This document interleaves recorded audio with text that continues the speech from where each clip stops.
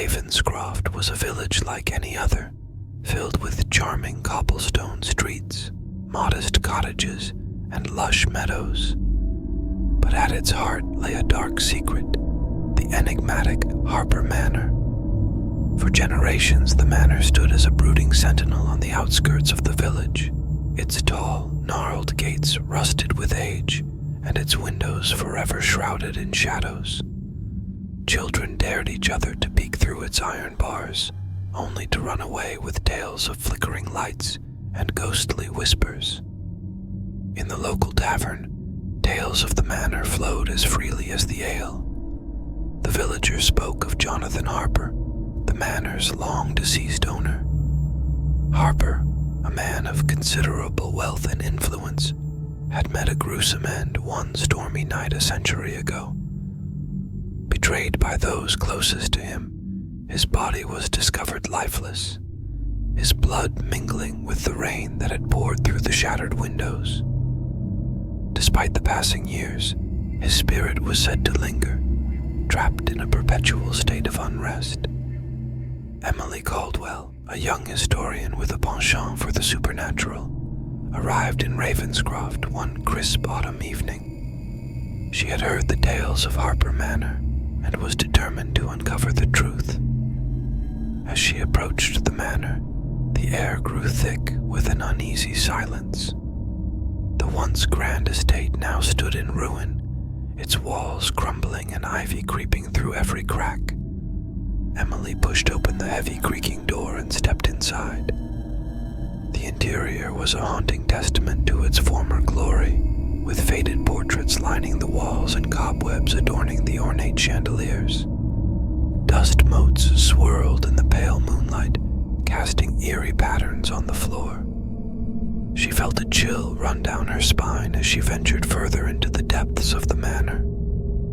In the study, a crooked portrait of Jonathan Harper hung on the wall. His eyes, once filled with life, now seemed to follow her every move. Emily set up her camera and began to document the decaying grandeur of the room. As the flash illuminated the space, she felt a cold draft brush past her, carrying with it a faint whisper. She froze, her heart pounding in her chest. "Help me." The voice was barely audible, a desperate plea from beyond the grave. Emily turned to face the source of the whisper, her breath catching as she saw a figure standing in the corner. Tall and gaunt, with hollow eyes and blood-stained clothes, the apparition of Jonathan Harper stared back at her. His presence was a tangible weight in the room, filling the air with an overwhelming sense of sorrow and rage. Determined to help the restless spirit, Emily dove into the village's archives. She unearthed letters and diaries that painted a vivid picture of Jonathan Harper's life and untimely death. The documents revealed a tale of friendship turned sour, of greed and jealousy that had culminated in a brutal betrayal. The names of Jonathan's murderers were etched in history, their deeds a dark stain on the village's past. Armed with this newfound knowledge, Emily returned to Harper Manor. She set up a makeshift seance in the study, the air thick with anticipation. As she recited the names of Jonathan's killers, the room grew colder, and the shadows seemed to dance in the flickering candlelight. Jonathan's ghost appeared once more, his expression a mix of anguish and hope. Emily could feel the weight of his sorrow, the centuries of torment he had endured. With a voice trembling with emotion, she told him everything she had discovered. "They were your closest friends," she said, tears welling up in her eyes. "Driven by envy and greed, they betrayed you and left you to die." Jonathan's spirit seemed to shimmer, his eyes filling with a deep sense of relief. "Thank you," he whispered, his voice a haunting echo.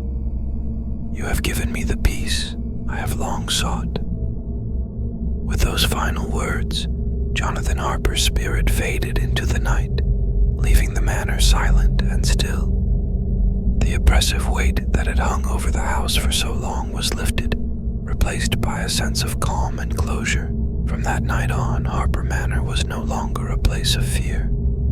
The whispers ceased, and the shadows no longer moved on their own. The villagers, once wary of the old estate, now spoke of it with a sense of reverence. Emily's bravery had not only freed a tormented soul, but it also brought a sense of peace to the entire village. Emily herself felt a profound change. Her experience at Harper Manor had deepened her understanding of the supernatural and the importance of uncovering the truth. She left Ravenscroft with a sense of fulfillment, knowing that she had played a part in righting a century-old wrong. The legend of Jonathan Harper lived on in Ravenscroft, a reminder of the power of truth and the unyielding quest for justice. And as the village moved forward, the manor stood as a silent testament to the past, its shadows no longer whispering of sorrow and betrayal,